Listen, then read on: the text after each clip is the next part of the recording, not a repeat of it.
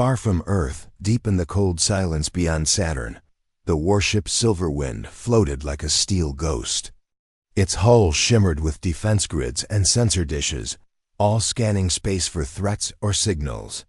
Commander Nathan Cole stood on the bridge, hands behind his back, staring at the screen in front of him. He had seen war before, and silence like this always made him uneasy. Then something crackled through the radio, soft and broken. A technician turned, eyes wide. "Sir, we're getting a signal." "It's old, weak, but not natural. It's artificial." "Alien." Nathan leaned closer as the static cleared just a little.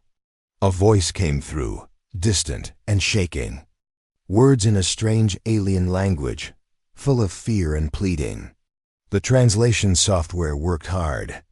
After a few seconds, the message came through in broken English. "Help us ... please ... They are coming ... we are dying. This is the LAR please. Anyone." The bridge went quiet. Every officer looked to Nathan. He narrowed his eyes. The Yalari were an old name, something from the edges of Earth's knowledge. Peaceful traders, long ago. No contact for years. "Where is it coming from?" Nathan asked. The technician checked. Again, fingers moving fast. "Outer spiral arm, past the Helias drift. It's far, Commander." "Might be a month's jump in deep space travel," Nathan nodded slowly. He had heard rumors of ships disappearing near the Helias drift. Some thought pirates. Others said something worse. "Record the signal. Send it to Earth Command with high priority," he said hours later.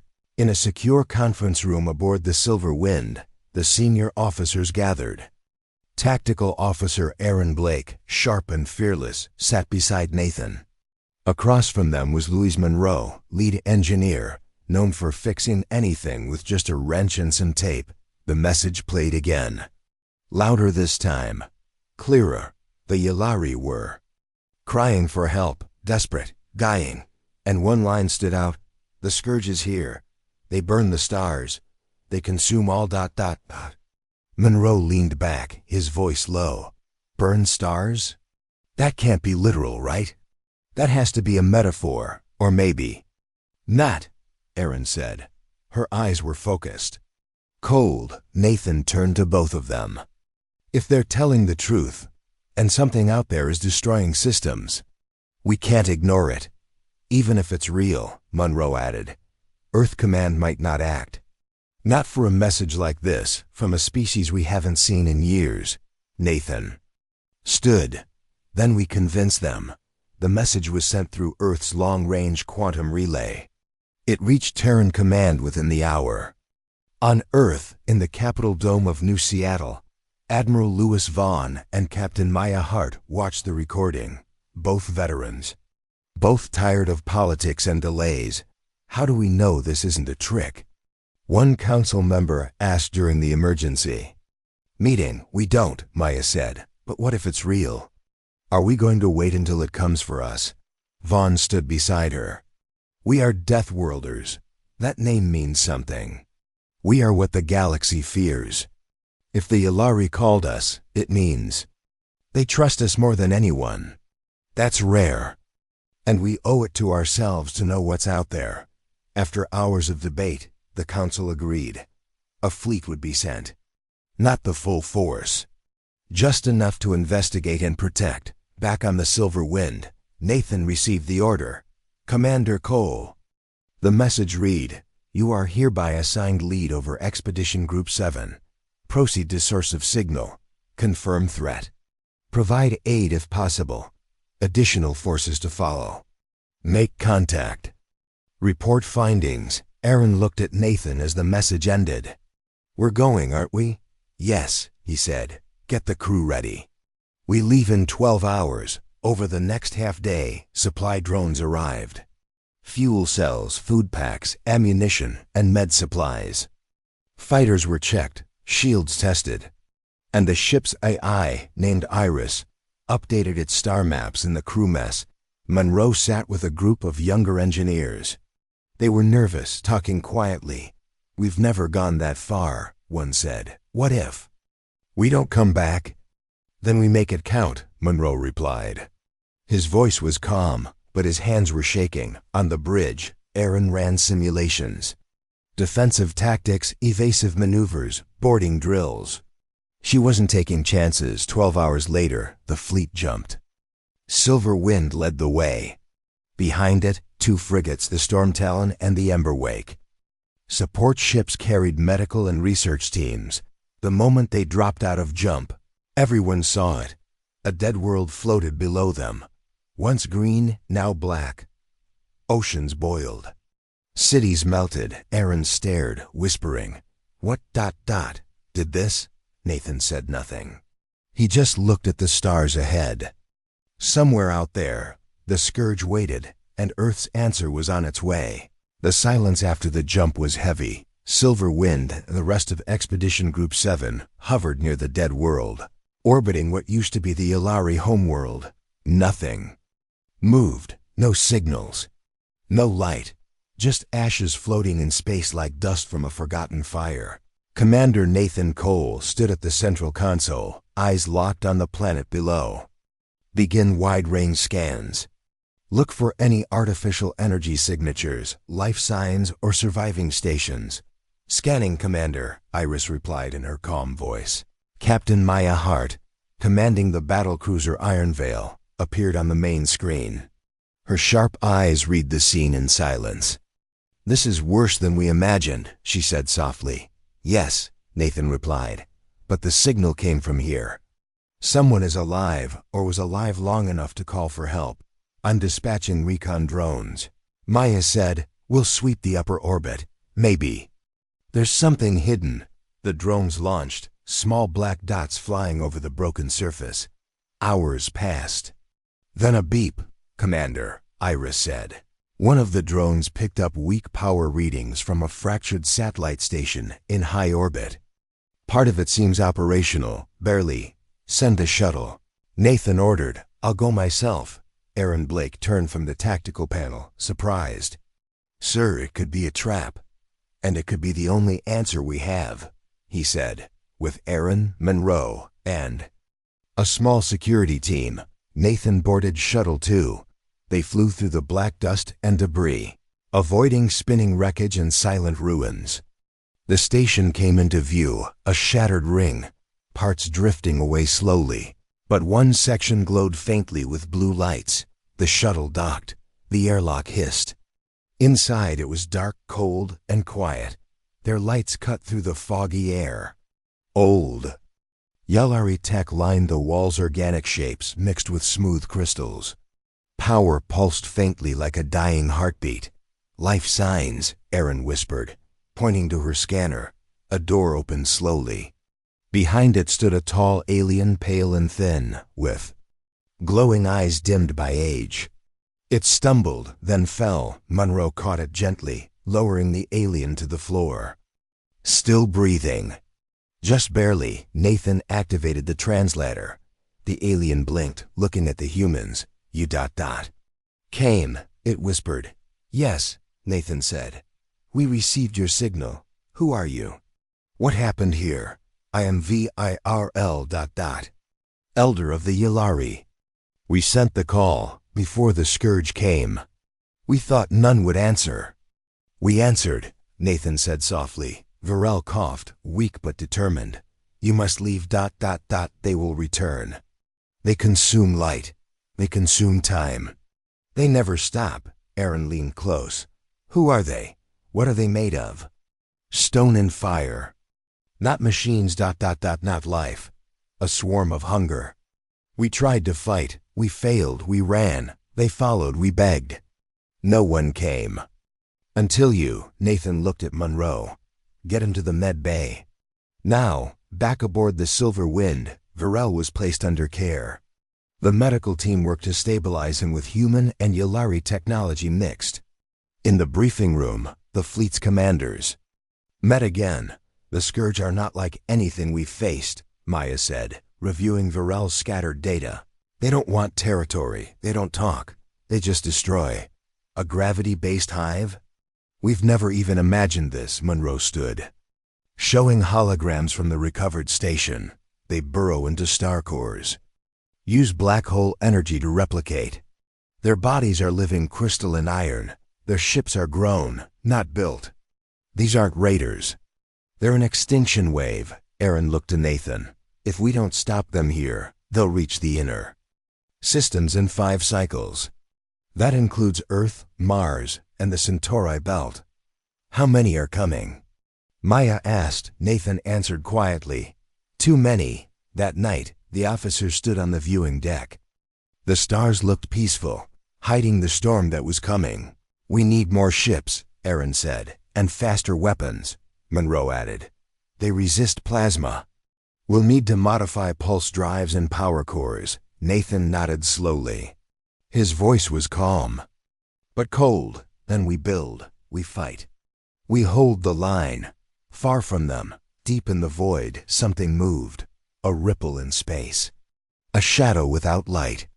The scourge was coming, but this time, humanity would not wait. This time, they would respond. The air inside the silver wind felt heavier now. The discovery of Virel and the burned world below shook the crew more than any battle ever could. Commander Nathan Cole walked the lower decks, observing his people. He saw fear in their eyes, but also focus. They all knew the mission had changed. In the medical bay, Virel lay on a biobed surrounded by soft lights and scanners. His thin body trembled under a silver blanket. His voice was weak but steady. You still do not understand what they are. The Scourge do not kill out of war. They kill because they were made to. Long ago, by a race that no longer exists. Now, they have no master. They roam and feed. Nathan sat beside him, listening closely. Made to do what? He asked. To burn the sky, to clean systems, to reset the stars. Nathan stared at the monitor beside Virel's bed. Energy readings pulsed strangely. Nothing about the Scourge made sense. What happened to your fleet? Nathan asked. Destroyed. In 1 hour, 50 ships. Our defenses were like paper. We ran. Some escaped, others didn't. You are the first to respond. That makes you a target now. The words stayed in Nathan's mind long after he left the med bay. The fleet had to prepare fast. The Scourge was coming, and time was short. In the command center, Erin Blake had taken control of tactical operations. She moved like a storm, updating defensive grids, reviewing old Yulari battle data, and working with Iris to scan deep space. We've got movement, she said suddenly. Nathan stepped closer. Show me. On the main screen, a faint ripple in the void appeared. Not a ship, not a signal, just ... A hole in space moving toward them. That's not natural, Aaron whispered. Lise Monroe, watching from his engineering station, frowned. I've seen gravity shifts before, but this looks like something's bending space, like it's eating the dark itself. Maya Hart appeared on comes from the Iron Veil, her face calm but eyes alert. I see it too. All ships, red alert. Launch fighters. Prepare for contact. Silver winds. Alarm blared. Red lights pulsed. Pilots ran through the narrow halls, jumping into their fighters. Defense teams took positions at every station. Iris activated automated defense grids. Outside, in the cold void, something began to appear. Not a ship, not a fleet, but a shape massive, silent, and without clear edges. It looked like it was made from broken glass and black stone. Its surface glowed with red cracks. No sound, no weapons. Just presence. That's one of them, Virel said through the bridge speaker. Watching from the med bay. Fire warning shots, Nathan ordered. Plasma rounds launched from the silver wind. They hit the object and vanished. No explosion. No damage. No effect, Aaron said, heart racing. Then without warning, the thing moved. It turned toward the fleet, not by thrusters or engines, but by twisting space around it. Time seemed to ripple. It's charging energy, Monroe shouted. Massive buildup on its front core. Shield everything, Maya said over comms, full power. Brace for impact. The creature fired a beam not of light, but of raw gravity. The ship Emberwake was hit directly, its hull twisted. Its engines screamed. And then, it vanished into a tear in space. They folded it into nothing, Aaron said in disbelief. Nathan gritted his teeth. Return fire. Everything we've got, missiles. Plasma bursts, particle cannons all fired. The thing shimmered. Some of it broke. Most of it didn't, but it slowed. It can be hurt, Monroe said. Not easily, but it can. Maya's voice came through again, steady. Prepare retreat jump. We need to get this data back to Earth. We can't lose more ships. I agree, Nathan replied. Iris, prepare jump coordinates. All ships, fallback pattern Echo 7. The creature began to shift again, preparing another beam. But the Silver Wind jumped first, then the Iron Veil. Then the remaining ships followed. Space went silent again. The battlefield was empty, aboard. The Silver Wind. The crew sat in stunned silence. One ship gone. No trace left. Nathan stood slowly. We need to learn. We need to adapt. Or Earth will be next. Erin looked at the stars through the viewport, her voice low. Next time we won't. Run. We'll be ready, and somewhere in the dark, the scourge kept coming. The Silver Wind returned to orbit above the scorched Yalari world, its hull bruised but intact. Below, fires still burned where oceans once flowed. Commander Nathan Cole paced the war room as new reports came in. The loss of the Emberwake was a wound none of them would forget. And the crew knew now what they faced. The scourge was not a myth. It was real. And it could be hurt. I need options, Nathan said to his team. Aaron Blake stood beside a holographic star map, marking areas of recent gravitational distortion. We've tracked at least 4 more spatial rips like the one we saw. They're spread across this sector. If those are scourge entry points, we could be surrounded within days. Luce Monroe pointed to a separate scan. We need to modify our ships. Our plasma won't be enough, but Varel's tech. It uses harmonic frequencies. If we can merge it with our energy grids, we might be able to pierce their shields. Varel, still weak, joined the briefing via hololink from the med bay. His voice rasped, but his eyes burned with urgency. Your ships are strong, your people are fierce, but you fight like the old ones. You strike what you can see. The scourge must be misdirected. You cannot destroy them by force alone, confuse them, trap them, lead them to their own end. Nathan nodded slowly. We'll bait them. Pull them towards something they can't consume, then burn them from the inside. Exactly, Virel said. There is a moon nearby Vexor 9, hollow, full of ancient mining tunnels. You can lure them there. Collapse it. Captain Maya Hart joined the plan through comms. I can divert 2 destroyers to the far edge of the sector to send out false signals. Make them think we're fleeing. Meanwhile, you and I set the trap on Vexor 9. It's risky, Aaron said, studying the moon's unstable structure. If we're off by even a few minutes, we'll get caught inside. Then we don't make mistakes, Nathan replied. Preparation began immediately. The Iron Veil led the reinforcement convoy to Vexor 9. Mining drones were reprogrammed to rig the tunnels with explosives. Luz Monroe supervised the retrofitting of ship cores to handle Yalari harmonic weapons. For 3 days no one slept. Much in a quiet moment on the observation deck, Nathan and Aaron stood together. You think this will work? She asked. It has to, he said, because we're out of time. If we don't make it out ... Aaron began, but stopped. Nathan looked at her. Steady, we will. You still owe me that chess rematch, remember? She smiled slightly, then turned back to the stars. Hours later, the Scourge arrived. Sensors screamed as 2 massive Scourge vessels entered orbit around the moon. Their forms twisted space around them. Gravity bent. Time felt slower. Nathan gave the order. Activate jammers. Lure them in. Make them follow us through the tunnels. The Silver Wind and Ironveil dove toward Vexor 9's surface. Fighters launched in waves, firing carefully targeted shots at the Scourge to provoke pursuit. It worked. The Scourge ships descended, twisting their forms into the caverns. Their hunger drove them forward. Behind them, charges were armed. Now, Maya said through comms. Monroe triggered the sequence. Explosives detonated through the moon's core. Walls collapsed. The tunnel network caved in. Shockwaves spread. From orbit, it looked like the moon imploded when the dust cleared.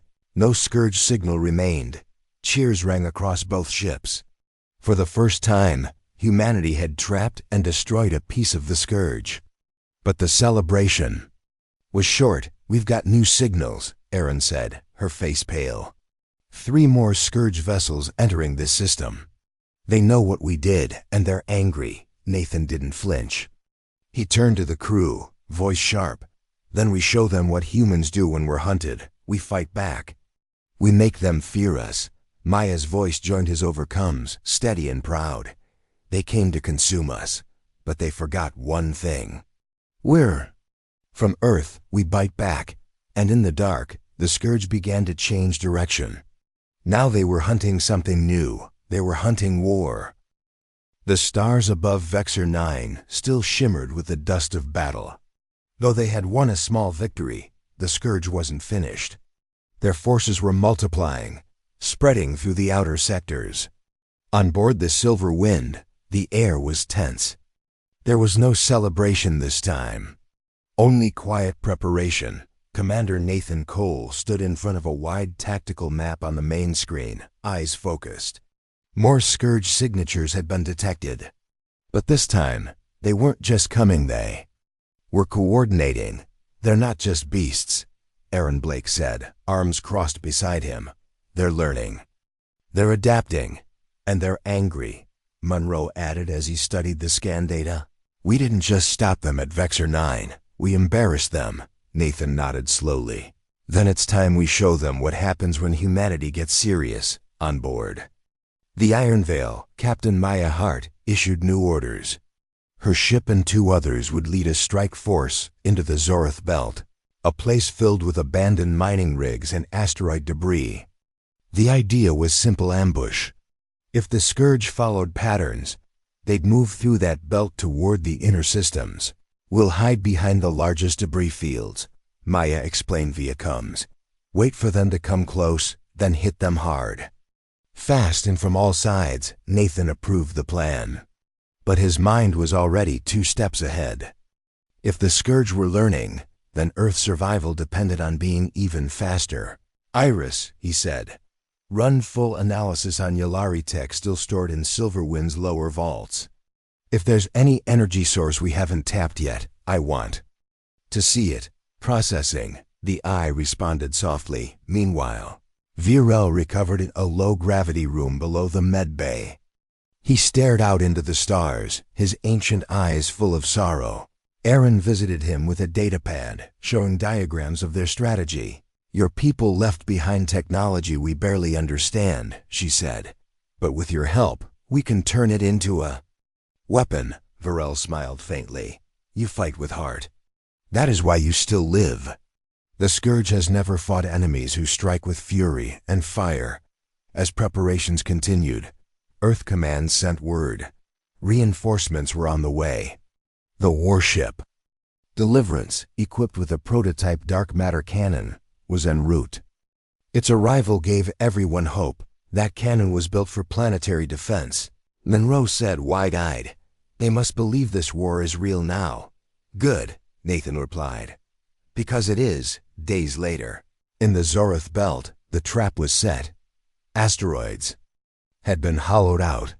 Warships powered down to appear like wreckage. The Ironveil floated behind a field of shattered metal. "Contacts inbound," Aaron whispered across the channel. 3 Scourge ships, bigger than before, but slower. "They're scanning." "Hunting." Maya's voice came low. "Let them come closer." "Wait."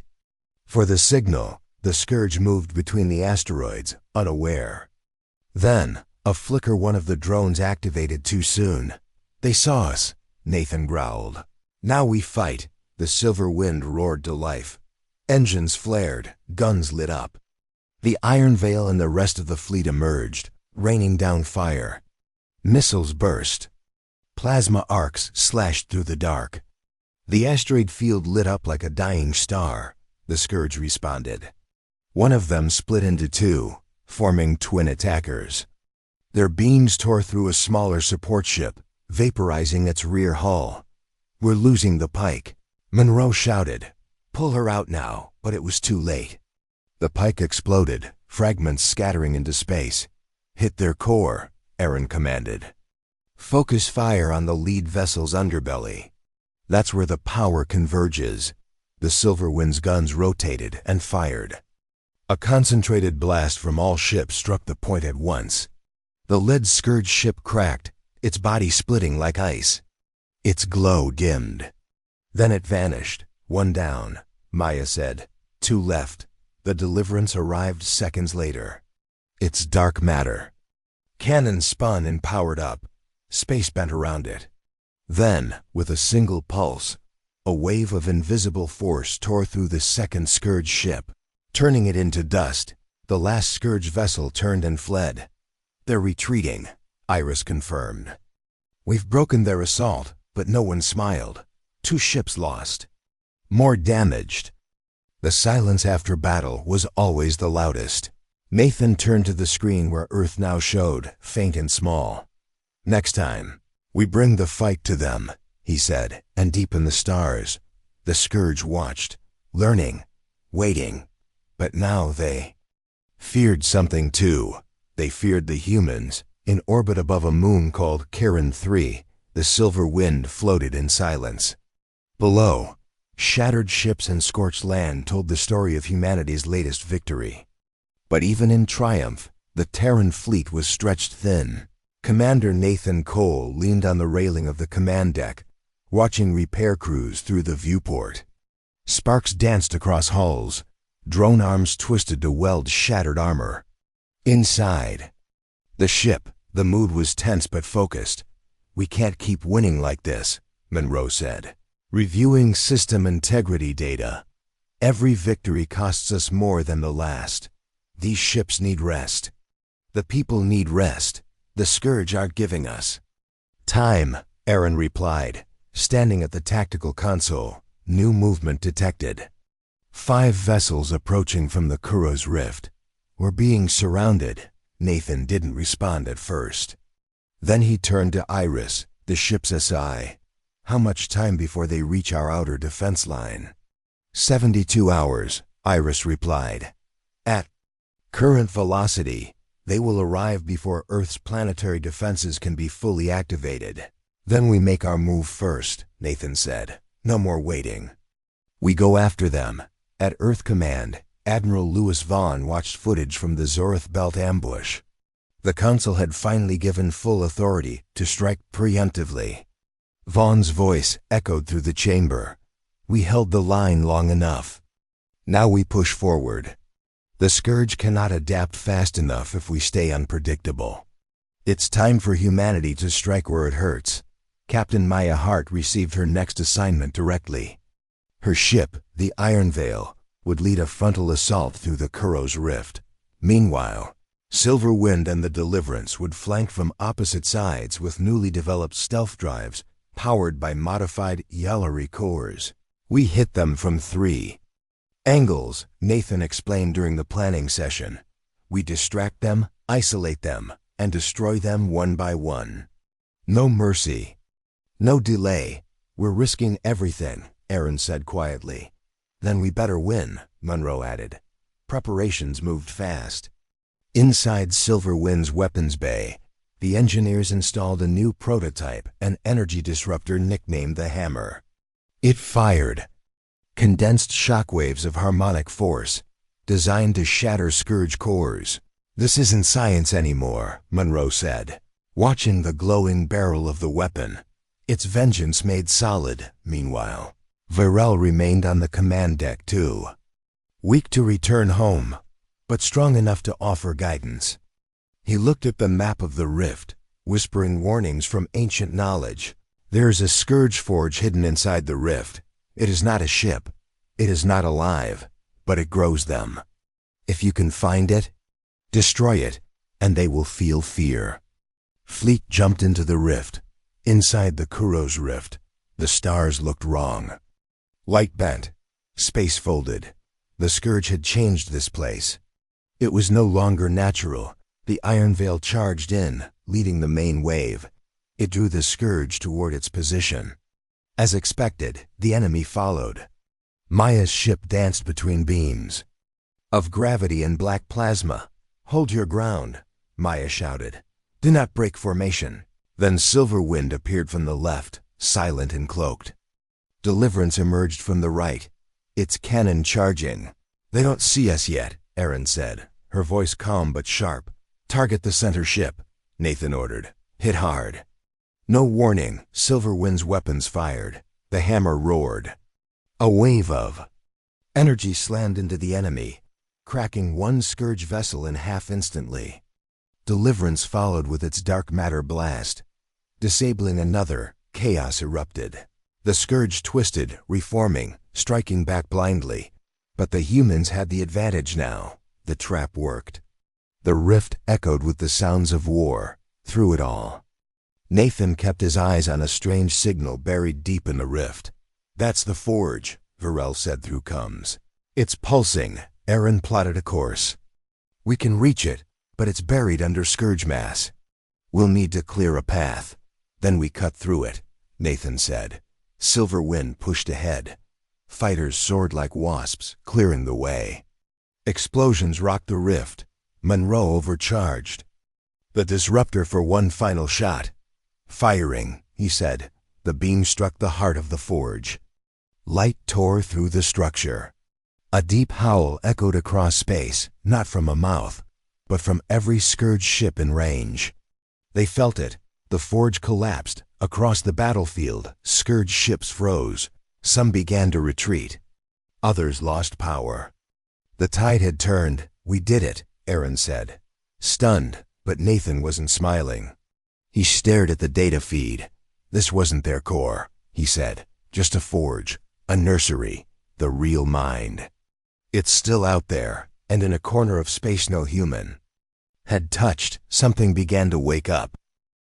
Deep in uncharted space, a black void pulsed once, then again. Something ancient stirred, not a ship, not a creature. Something else, something vast. It did not speak, it did not breathe. But when the forge in the Kuros rift died, it felt the loss. A part of itself had been torn away. Now it opened its mind for the first time in 1,000 years, back aboard the Silverwind. Alarms blared as Iris displayed wild new data. "Unknown energy spike detected," she announced, "across multiple systems, source unknown."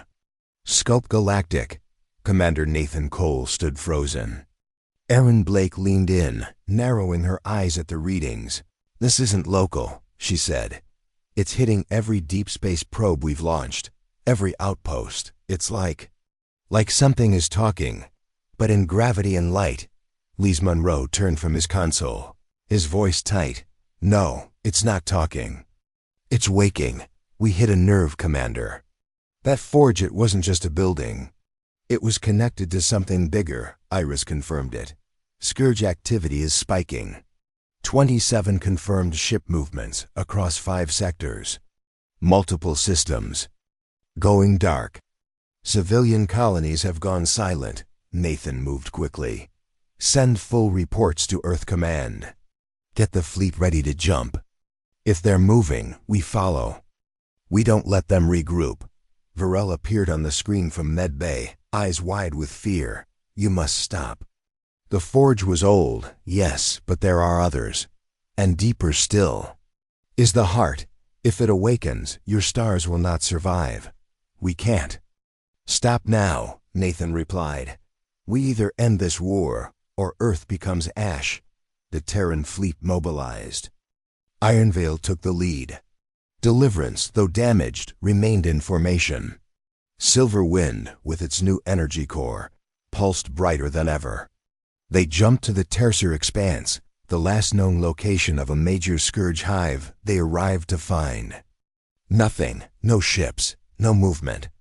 Only a swirling red storm in space, thick with strange particles. That's not a nebula, Aaron said, staring at the screen. That's a field of dormant scourge. Powered down and waiting, Nathan gave the order. We strike first. Wake them on our terms, not theirs. Fighters launched, weaving through the thick cloud. Bombs fell. Explosions lit up the storm. The scourge awoke, all at once. Dozens of scourge vessels powered up. Some rose like towers. Others curled like beasts. Their cores glowed with hate. They're surrounding us, Monroe shouted. Full spread defense. Activate all shields. Aaron took command of the lower decks, guiding fighters through the chaos. Maya Hart ordered the Iron Veil to break the left flank while Deliverance charged its main cannon for a final shot. We have one chance, she said over. The comes, we take out their command cluster, or we fall. Silver Wind pierced deeper into the storm, drawing fire. Shields cracked. Hulls burned. But they kept pushing. I see it, Monroe said, pointing to a cluster of scourge energy nodes tied together by beams of light. That's their nerve center. That's where they think. All ships, Nathan called out. Focus everything you've got. Right now, the Terran fleet responded. A wave of firepower converged, the Iron Veil's cannons. The Deliverance's dark matter shot. Silver Wind's disruptor. The blast tore through the heart of the storm. The cluster shattered, scourge ships. Collapsed mid-flight. Others spun out of control. Some simply stopped moving, like puppets with their strings cut. But the victory was short. A deeper pulse echoed through the system. The storm shifted. A new shape formed, massive and terrifying. It wasn't a ship. It was the mind Virel had warned about. The heart. It's here, Iris whispered. Nathan stared at the impossible creature forming in space. Larger than moons. Its body was not matter, but gravity and light. A black sun with veins of molten color. Retreat? Aaron asked, even though she already knew the answer. No, Nathan said. This is it. We finish this, or everything ends. The heart. Pulsed again. Time bent. Systems failed. Iris flickered. The Iron Veil's engine stalled. Communication scrambled. We're being unmade, Monroe shouted. It's breaking the laws of reality, piece by piece. But amid the chaos, Silver Wind's core held. Aaron, Nathan said, calm despite it all. Take the hammer to full charge. Monroe. Prepare the core to overload. Iris, calculate jump drive fusion at close range. We're going to detonate inside it. Aaron hesitated only a second, then nodded. If this fails, then we die like warriors, Nathan replied, as the scourge closed in. The Silver Wind turned toward the heart. One ship, one shot, one chance. The Silver Wind raced through the dark. Its hull groaned under pressure, shields flickering, lights dimming. All around it, reality twisted as the heart of the scourge pulsed like a dark star, bending space, time, and reason. Commander Nathan Cole stood at the center of the storm, unshaken. Core at 97%. Monroe reported, sweat on his forehead, hands shaking over the controls. If we go any further, we won't come back. We were never meant to come back, Nathan said quietly. Aaron Blake adjusted the hammer's settings, linking it directly to the overloaded core. The idea was Madness detonate their own fusion reactor inside the scourge heart, channeling the force through the hammer's harmonic beam. If it worked, the feedback could destroy the central mind. If not, they'd vanish without a trace. All ships are clear, Iris said, her voice faltering from the interference. Iron Veil and Deliverance have jumped. We are alone, Nathan looked at his crew. Then it's just us. Let's make it count. The Silver Wind pierced deeper into the heart. Strange shapes floated in the dark, ghosts of ships consumed, echoes of other fleets. The crew heard whispers that weren't sounds, memories that weren't theirs. It's Trying to stop us, Varel said from the med bay, barely conscious but aware. It is not afraid of death. But it does not understand sacrifice. That is your weapon. Aaron locked the beam on the heart's core. A mass of swirling gravity and red lightning. Target acquired, she said. Charging now, the heart responded. Beams of pure distortion sliced through space. One grazed the silver wind. Half the forward hull vanished. Fires burst inside Deck 3. Containment holding, Monroe shouted. Just barely. We're out of time, Nathan said. Aaron, fire. She pressed the trigger. The hammer roared. A wave of harmonic energy surged forward, wrapped in light from the silver wind's core. It struck the heart, and for a moment, the galaxy held its breath. Then came the scream, not a sound, but a pulse that reached every mind. Across stars, across species, the scourge shrieked. Ships fell out of the sky. The heart cracked, its form shaking, splitting apart from the inside. We did it, Aaron whispered. Not yet, Monroe said, watching the core overload climb to critical levels. If we don't jump now, we'll detonate with it. Iris, Nathan called. Now, anywhere. Just get us out. Coordinates locked, she replied weakly. Initiating blind jump in 5 seconds. The ship shook violently. The last thing they saw was the heart collapsing inward, swallowing itself into a singularity. Then there was nothing, and then light. The silver wind reappeared in orbit over a calm blue planet. Systems offline, engines dead. But alive, where? Are we? Monroe asked. Unknown system, Iris said slowly, but breathable atmosphere nearby.